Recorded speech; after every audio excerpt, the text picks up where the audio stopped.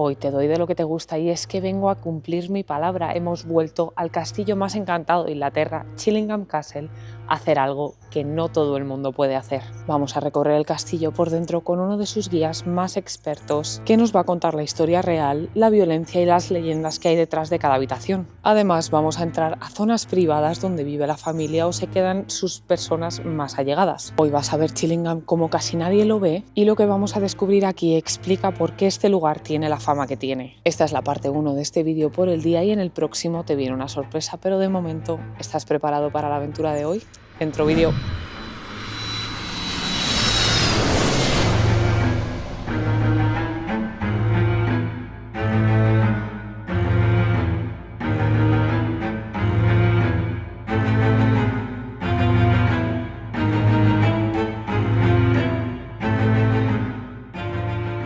¿Cómo está mi gente? Muchísimas gracias, como siempre, por estar aquí. Un año después venimos a Chillingham Castle, el castillo más encantado de Inglaterra, a recorrer todas sus habitaciones y tenemos acceso exclusivo a algunas que no hemos visto nunca, así que quédate, vamos a descubrir muchísimo más de su historia. Uno de sus guías más expertos, Andy, nos va a ayudar a conocer mucha más parte de su historia, aparte de lo que podemos investigar por nuestra cuenta, así que la verdad que estoy emocionadísima de estar por aquí, de que tú me acompañes y tener la oportunidad de poder recorrer de nuevo este lugar tan impresionante y fascinante. ¿Qué pasa? Que una de las partes más increíbles que tengo por contarte es que en el próximo vídeo se viene una sorpresa muy grande, porque como puedes ver hoy nos hace un día radiante de sol precioso. Ahora mismo son las 4 de la tarde aproximadamente, pero es que no te lo pierdas, que no nos vamos a ir aquí en un par de horas cuando se nos acabe esta charla con Andy, sino que nos quedamos para hacer algo que nunca antes hemos hecho en este canal y te prometí hace un año. Llevo preparando ambos vídeos mucho tiempo, así que espero que lo disfrutes muchísimo y vamos a meternos con la historia y los detalles, que es para lo que estamos aquí hoy. So, welcome to Chillingham Castle. This castle has been here since the year 1246, so nearly 800 years old. But in 1246, it would not have looked like this, because then all that Chillingham was one single tower. You cannot see it from here because the oldest one is on the far side of the castle. But in 1246, a family came here called the Greys. Okay, they were Normans, and they came and took over the tower. So the tower was actually built before 1246, but we don't know when. The Grey family then looked at this castle, at that time just one tower, and they thought, we need to make this place bigger. So they then built the other 3 towers that now make up the corners of the courtyard. But for 300 years, Chillingham was simply 4 towers with just the wall in between. In the middle section, and on the opposite side of the castle, was only built right at the end of the 1500s. And you can see the difference in the stone. This is rougher, this is much smoother. The reason why Chillingham has such a reputation, it's not just made up stuff, it's because of its history. And most of the stories that we have, or the more famous ghosts that we have, there's a real connection to something that's happened in the past. It's very few of the things are just random incidents. So if you know your history, a lot of the stories about the ghosts can be explained. And Chillingham has a brutal history. For 300 years, roughly from the 1300s to the end of the 1500s, Chillingham became a centre for torture and execution and interrogation. We haven't got exact numbers. We've got some records, but the number of people that were executed and tortured here is in the thousands. Literally tortured souls. So it's quite easy to understand that some of these poor people may still be here in one form or another. I'm just going to point out 2 things here. This driveway is called Devil's Walk or Devil's Mile, even though it's not a mile long, it's only half a mile long. It's called that because this avenue used to be lined with hanging trees. The trees have long gone now, they're no longer here, but that's its reputation. And in the castle, there is a map of the castle and grounds from 1750, I think, and it was called Devil's Walk even then.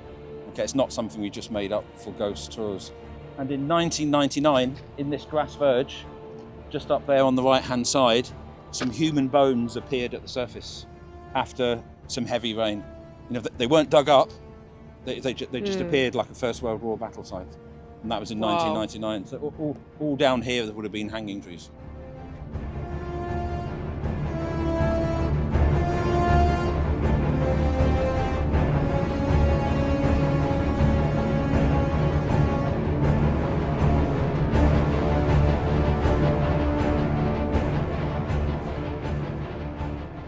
Two trees here that we're interested in. The one you've just come underneath and the one lying on the ground. These are yew trees, Y-E-W, and they are about the same age as the castle. They're nearly 800 years old. And these two trees are two of our three hanging trees. Okay?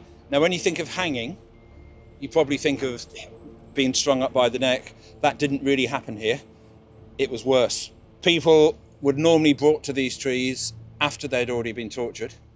So they were already in a bad condition.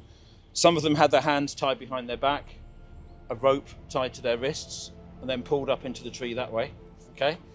Some had a rope around their feet, whoosh, upside down, some around the waist, so they ended up like this. And some were put into metal cages. There's one in the torture chamber. Oh, yeah. Yeah, and they were locked in the cage and they're pulled up into the tree, rope side off. See it? And they were left hanging in the trees. Y nos cuenta Andy que los monjes que pasaban por aquí se ponían las capuchas por encima para no verlos, más que nada que si les ayudaban iban a acabar como ellos. Estamos yendo al último hanging tree que queda por aquí. Nos dice Andy que si tuvieras que dibujar un árbol terrorífico, este sería tu forma perfecta.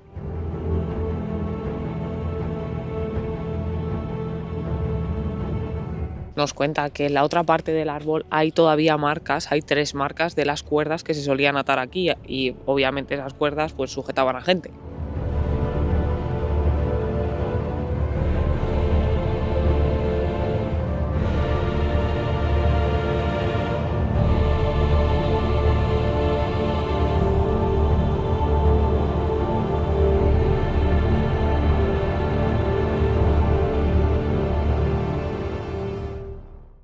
You know the bat on the ceiling, Yeah. on the gold one, the bats, what's bat in Spanish? I don't know. Murciélago. They're everywhere, you'll see them everywhere.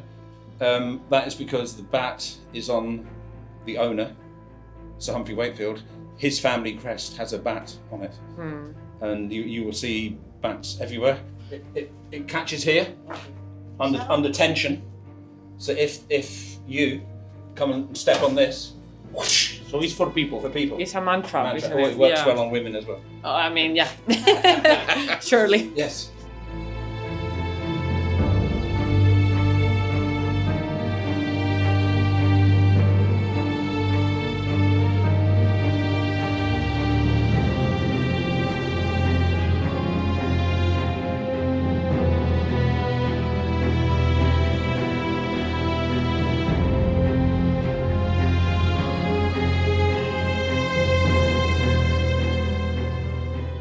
Oh, this room is full of interesting things. The big round thing there, that is actually a cooking pot.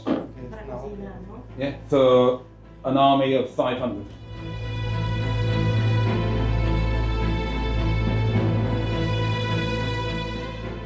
It's often in position here. I said before, most things, when you look at it, there's a real connection to the history.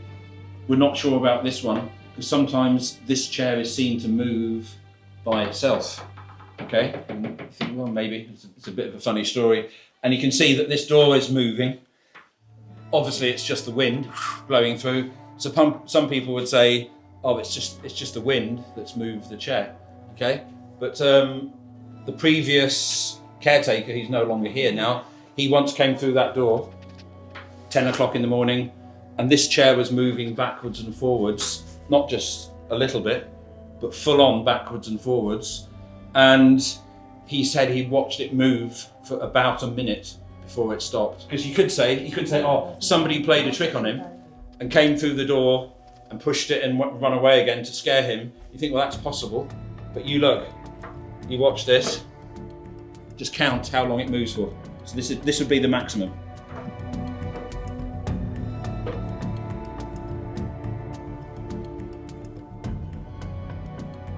Yeah. He saw it moving for about a minute.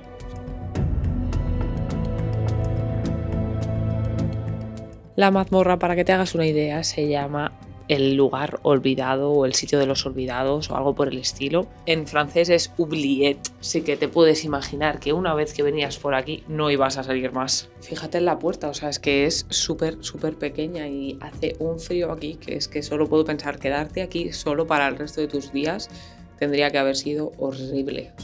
That would be locked, Y aquí. and that's it. Here, people counting the days. People have written their initials. Here, as well, is similar. Yeah. But it's interesting though, because a lot of people will have died in this room. But it is one of the least active rooms in the castle when it comes to ghosts. And my theory is, if you died here, why would you come back? Makes sense to me. Yeah. But we do have one story that's repeated, it's repeated. When people are in the room that we just come from, they could be walking through, and in here, they hear two men arguing. No, not just a little bit, but really arguing. So they have a look, they come to see what's in here, and there's nothing in it. That happens. Well, it happens a lot. I'm not going to put a number on it, but it's one of these stories that repeats. Different people, no connection to each other. They say the same thing, but they hear voices arguing.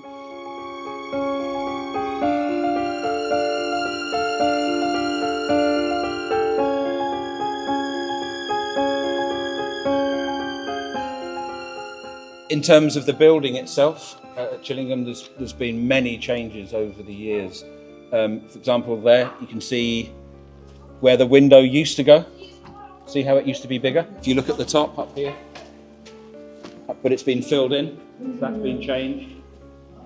And here is a clue, because this used to be a window, but it's like half covered. That's because this courtyard has been lifted up.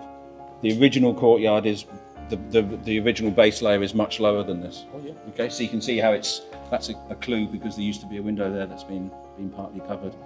And the people who do all the stonework, the masons, very skilled people, they often left a mark to show who would carve that particular piece of stone. If you look here, can you see the little triangles and things? That's like a signature. This is my work. Okay, and higher up, you can see W's up there. I've seen one there actually. Yeah.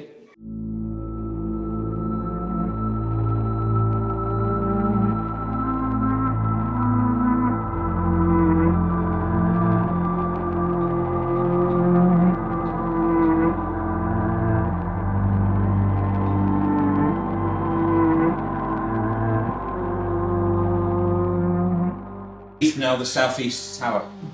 So this is the oldest part of the castle. The walls here have been here since at least 1246. Before that, and you look at all this stuff and think, well, what's this got to do with Chillingham? It's got a lot to do with Chillingham Castle, because underneath this tower, and slightly that way a little bit, there's a natural small cave system, and it's right on the edge of the small valley, which is just this side of the castle. And there were people living here 4,000 years ago in the Bronze Age. And this stuff, a lot of it is from this immediate area. So we talk about the castle being 800 years old. There's people been living here for a lot longer than that, 4,000 years, if not longer. This is where all the torture equipment is kept. I'm never sure if that's the correct word to use. Devices, machines, contraptions, and a lot of these are real, have been used, okay? Then there's a few that are replicas, but a lot of them are real. And looking at this one, for example, you can see the spikes laid out on the top of the bed, if you can call it that. These would have been a lot sharper. They're quite blunt now. You would have been chained with your feet and your wrists at this end.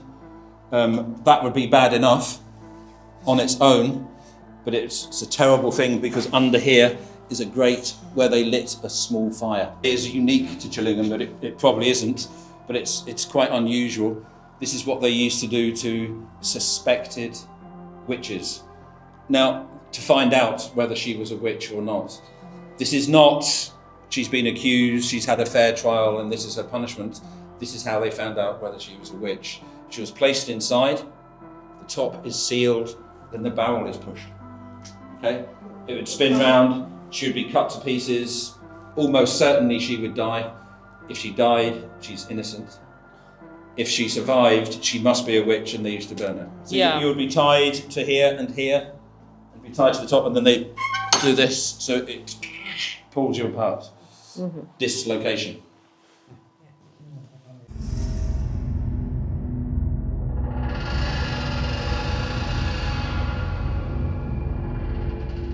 Most things in here are torture, but this is execution.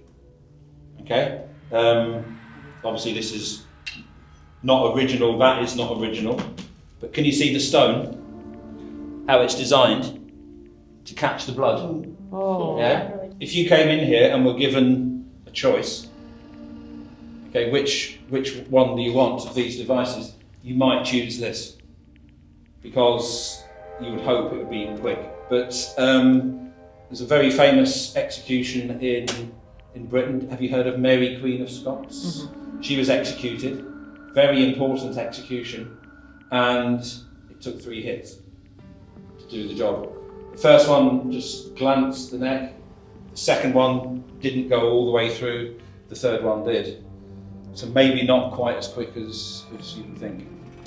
You're placed in the pot in cold water or cold oil. It's then heated from underneath. This is where it's been used. An incident that happened in here on a ghost tour. It was November 2019, so quite a few years ago now. I had a full group of people, so there's 20 people in here. Some were standing there, and there was a lot of people standing here. And I was talking about something, and there was a young woman there. I noticed that she did this. She just, a little shiver, okay? So what, nothing very important. But I also noticed I could see her breath in the cold air, which again you would say is, well, so what, it was cold. Well, it was a bit strange because nobody else, just that one person. Even that is nothing in particular. But then probably 2 seconds later, her partner, standing next to her, exactly the same thing. He shivered, you could see his breath. 2 seconds after that, the third person, exactly the same thing. They went from being like this to being very cold in a second. The group in here were sort of looking at me, so most people hadn't noticed. But I'm thinking, what could be causing this? And I thought, well, it could be just cold air seeping in from the windows. So I didn't say anything, but 2 seconds later, the fourth person, exactly the same thing. Very, very quickly, very suddenly, the temperature changed. But this is where it starts to get even stranger, because when the fourth person here, you could see their breath, the original young woman over here, you could no longer see her breath. Standing here, weren't looking at me anymore, they were looking at what was going on here. And I will never forget this because there was 9 or 10 people there, nobody spoke, not one single word, but without saying anything, the whole group, they just moved, creating a gap here. Nobody said anything, they just simply moved out of the way. Everybody then started talking, so I stopped them all, and there was a young man, who, one of the people that moved, he was big fella. I said to him, "Why did you just move?" And I will never forget his answer. It took a long time for him to answer, but eventually he just sort of looked up and he just said, "There was something coming towards me." This was used in a village or a small town. It was used for a woman who, too much gossip, okay? Not just gossip, but somebody who lied and told horrible stories and things like that. For her punishment, she would have this on her head, okay? It would be locked, and on the top there would be a bell. So as she walked around the village, ding, ding, ding, and people would throw vegetables and things like that at her.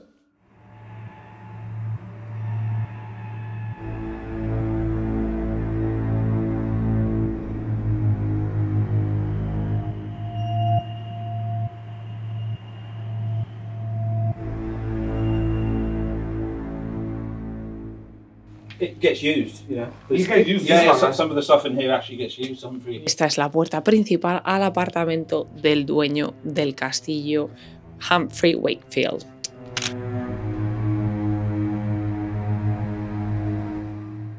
Different rooms where you can stay in the castle. But these two sort of rooms, apartments, are not available to the public. These are just for Sir Humphrey's guests. And I think you asked to go in, didn't you? So we'll have a look. So normally you wouldn't see this.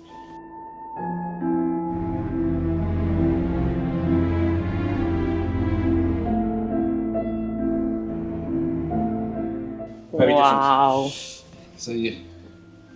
Wow. This is so cool. So this would be for Sir Humphrey's friends and family when they come and stay. The story goes that back in the 1800s, people used to come and stay here for a couple of days or a week, whatever, and quite a few people said the same thing. That from the wall there, they saw a blue light appeared. Sometimes it would take on the shape of briefly a boy, and then just fade out. And we call this the blue boy, or sometimes he's called the radiant boy. Now there was a woman staying in the castle at the time, Leonora Tankerville. She decided she would investigate what was going on, and they took some of the wall out to look to see what was behind it, because there's a space behind it, and behind the wall they found the skeleton of a young boy. They found this 100 years ago plus, so they didn't have the investigation techniques, but they looked at the skeleton and the fingers were worn. So he'd been trying to get out.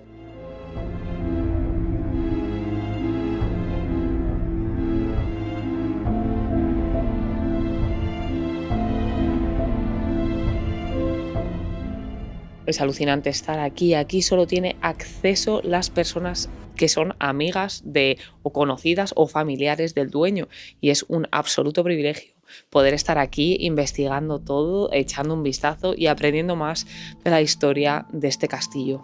We're in now one of the old towers.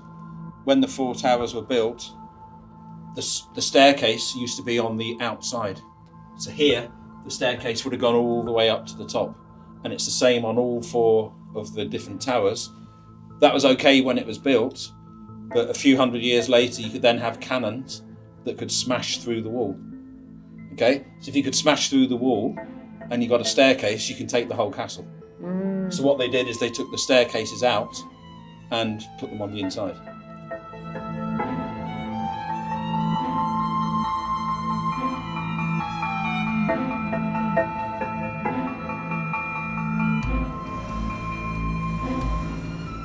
Esta es otra de las habitaciones, se llama la habitación del artista, y es que yo en mi primer vídeo de Chillingham dije que esta era la llamada Pink Room, pero realmente es en la que acabamos de estar previamente a esta, y me parece increíble poder estar aquí detrás de la valla, porque claro, el año pasado estaba viéndola desde la puerta y sin poder entrar, y ahora puedo realmente mirar a todo desde cerca y aprender más sobre esto, y tú conmigo, y es que estoy alucinando. Y realmente es que aquí viene gente y vive gente todo el rato realmente, y bueno, es que aquí tenemos objetos de hace un montón de años, como por ejemplo esta botella de agua caliente y este orinal para cuando, bueno, tuvieras una urgencia durante la noche. Me parecen también impresionantes todos estos cuadros con los murciélagos. Son bastante creepy, pero es que son increíbles. Por cierto, Chillingham Castle también tiene unas habitaciones en las que te puedes quedar a dormir, que por cierto tienen mucha fama de tener bastante actividad durante la noche. Si quieres que me quede allí una de las noches, este vídeo tiene que llegar por lo menos a 10.000 me gustas, y ya sabes que tus deseos son órdenes. Antes o después estaré por aquí durmiendo en una de sus habitaciones, así que ya me dirás si te apetece este tipo de vídeo y veremos lo que podemos hacer.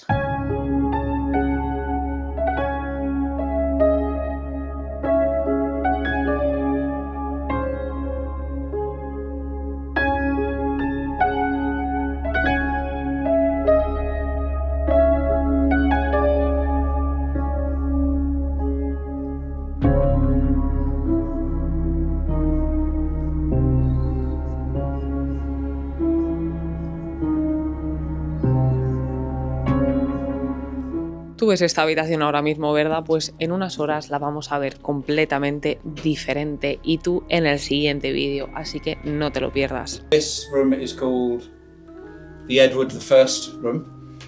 It's called that because in the year 1298, King Edward I came and stayed here. It didn't look like this. Okay, there's nothing here now, apart from the walls themselves that would have been here in his time. It would have been much grander. And where you've got the mezzanine, this up here, there would have been another floor. Okay, and the sleeping quarters would have been upstairs. Now, Edward I was here with an army. Okay, and from here he marched into Scotland to attack a man called William Wallace. I don't know if you've ever seen the film Braveheart. There's a lot of fiction involved in the film, but it's based in some truth. And Edward I went across the border to fight William Wallace. They had a battle at Falkirk. William Wallace lost on that occasion. Edward I stayed here on the way back down south, which is nice history.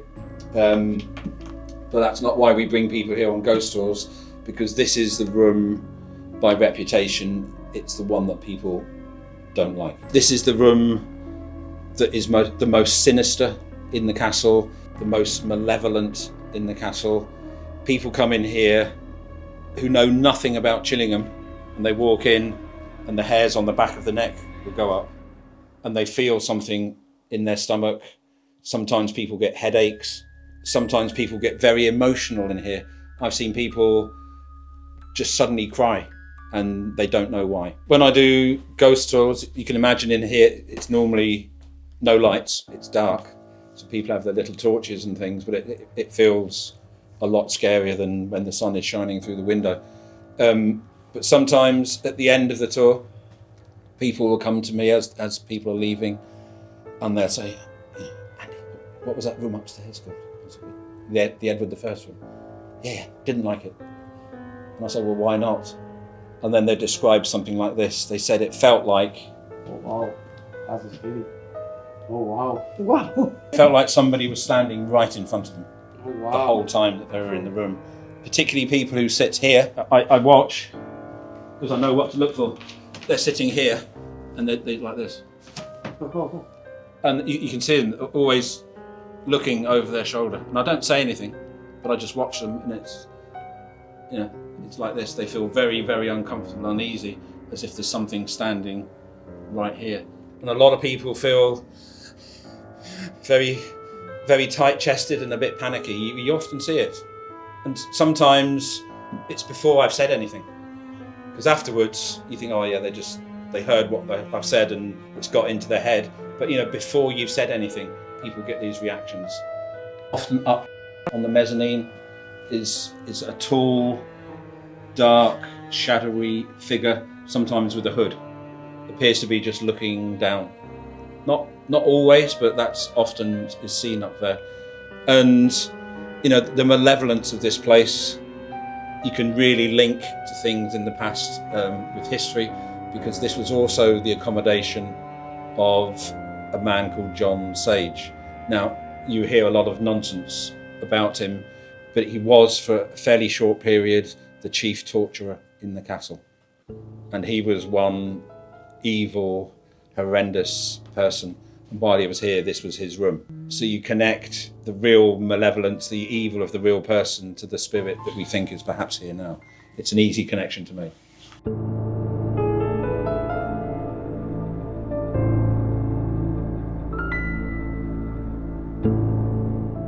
Esta es una de las habitaciones que más me gustó cuando vine hace un año a Chillingham Castle, y es que de verdad estoy escuchando constantemente las historias de cosas chungas que pasaron en este castillo, pero estoy muy emocionada de poder estar aquí otra vez más y haberte traído conmigo. Un par de curiosidades en esta habitación es que estos jarrones eran indicativos de riqueza absoluta, ya que vamos, que hoy en día te cuestan 50.000 pavos nada más y nada menos, pero en cada agujerito se podían poner tulipanes, y los tulipanes eran muy difíciles de conseguir en la época, por lo que era eso, un símbolo de riqueza y de poder y de estatus. Cuantos más niveles tuviera el jarrón, más rico o poderoso eras.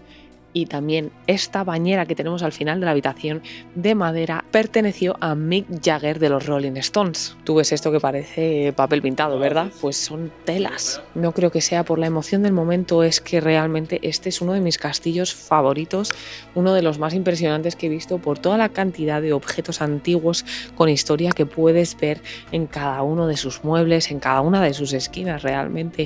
Y es que de verdad es impresionante ponerte a observar cada uno de ellos, y seguramente que el dueño del castillo, Humphrey, sabe muchísimo más de la historia de cada objeto. Aquí puedes ver que esta puerta es una puerta secreta, así que vamos para adentro.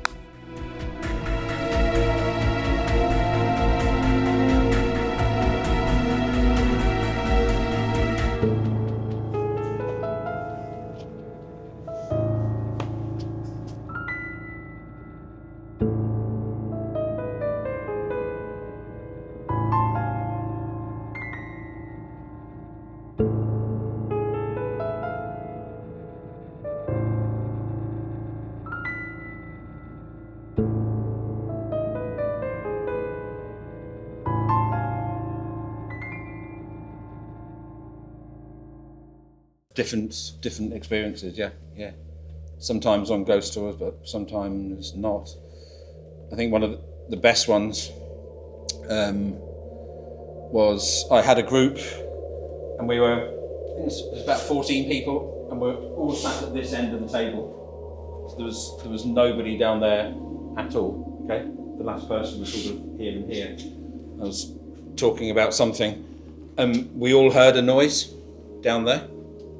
And it was, when I say we, it was literally everybody, because everybody turned, because we all heard a noise, and then we all watched. And a lot of people, when I tell them, don't believe this, but I can only say what we saw.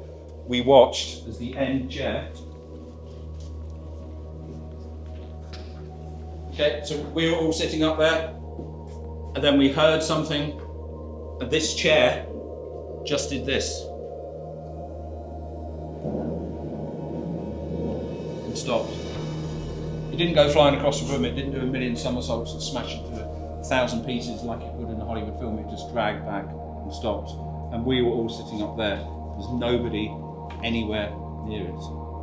You can imagine how chaotic it got. People were quite frightened and were all talking and what's going on, what's going on, what's going on. But about a minute later, all conversation stopped because something else happened here. I'll show you this. Candlestick, it's quite heavy. It's got a wide base. It doesn't fall over easily. About a minute after this chair moved, this candlestick fell over. And the candle ended up in the fireplace there. In the fireplace. At that point, the whole group, can we go? Nobody wanted to be in the room. Now, you know, people who are very cynical would say, oh, it was a trick, you know, there was somebody under the table, or somebody was pulling some string, or it wasn't any of those things. And we all saw it. 15 of us, including me. Another time I was in here, it was 5 to 12. Not midnight, it was 5 to 12, midday. And my first year here, I was a steward. So when the castle's open to the public, you know, I was normally in here, answering people's questions, a little bit of security, you know, getting kids to hold all the different weapons and things like that. But you have to come in at 5 to 12 to open up all these shutters, open the doors, open the shutters, make sure the lights are on. And when we're open to the public, as you saw, this door is open here. So people come up the stairs straight into the Great Hall. I've done all that. I was walking around here, heading towards these doors when, and again, I don't like telling people this, but I heard a voice. Just from nowhere in my head. It was a female voice, a woman's voice. She whispered loudly, if that makes sense. 4 words. She said, "This is my house." This is my house. That's all she said. This is my house. So this has been here for 800 years. It's now a chapel, as you can see, although it hasn't always been.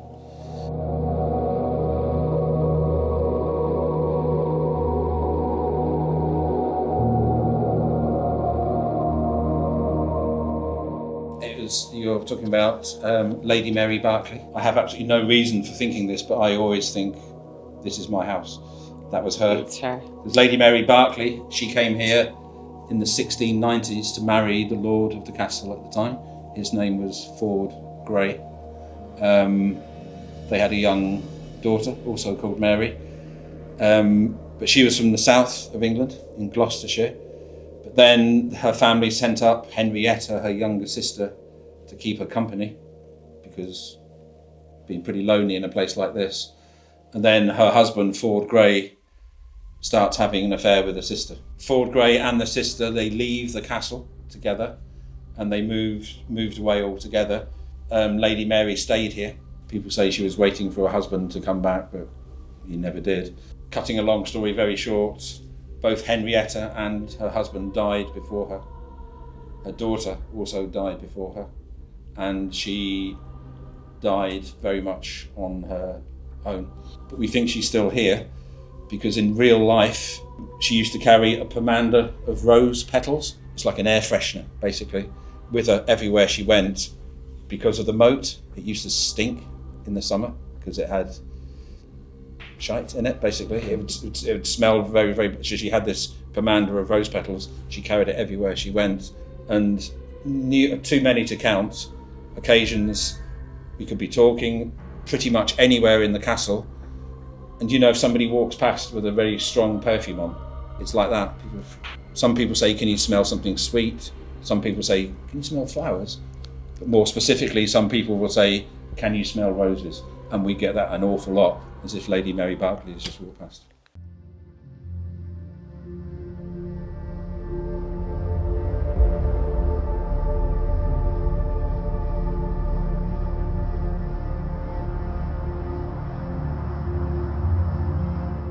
Como en mi última visita, esta vez también es impresionante el ver la cornamenta del arce prehistórico justo detrás de mí. Por lo visto el cráneo no es real, pero la cornamenta lo es, y es que es enorme. O sea, te puedo decir que es como el triple de una normal. What's interesting about this room, and not many people who come here for their tea and coffee and broccoli and Stilton soup know, is that this fireplace is not what it seems. Okay, because it covers up a doorway. At the back of the fireplace is a door, and there's some stairs that go down to a room that's underneath here. Okay, and it's under here where the torture chamber was. Nos dice Andy que eso es el grosor de la pared, o sea que es que ya te digo que esto es un búnker nuclear. This was a story about a ghost tour guide who I never met because he left before I started. I've never met him. But he had done a ghost tour, and he was going through and locking up, and he came to this door here just to close it because it doesn't actually lock, but it has to be closed. When he turned round, he said that 4 or 5 paces away from him, which would put it about here, he said he was face to face with a tall, dark, shadowy figure. He thinks it was hooded, but he's not certain about that because he said it seemed to shimmer in and out of focus. He seemed to remember one thing he did say that was clear about it. He said with the eyes. He said the eyes were very, very clear. Then this ghost, this apparition, whatever you want to call it, spirit, drifted up the stairs we just come down. It went across what we call the minstrel's gallery and disappeared off up into the chapel. That evening, Bob, the guide, he didn't lock up because he just went straight out of the castle, straight to his car, and he went home, and he's never been back to the castle since.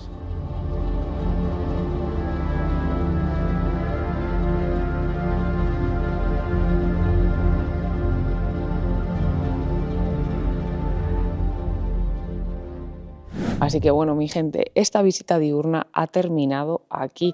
Espero que la hayas disfrutado tanto como yo. Me ha parecido súper interesante, increíble. Andy lo ha hecho genial. Muchísimas gracias por toda tu ayuda, Andy, si ves este vídeo. Y muchísimas gracias a ti por estar por aquí. Ya sabes que te traigo la segunda parte de este vídeo y no va a hacer tanto solecito como ahora. Así que dentro de un rato se viene más y mejor, y no solo conmigo, sino también con un equipo experto, porque vamos a hacer una investigación paranormal en esta localización tan especial. Esto va a ser con un equipo especializado llamado Haunted Scotland, que incluye gente que lleva en este mundillo investigando de forma exhaustiva diferentes localizaciones con un montón de aparatología y parafernalia, y también una medium. Así que quédate conmigo hasta el próximo vídeo, espero que lo disfrutes muchísimo y ya sabes, te mando un besazo y un abrazo como siempre. ¡Chao!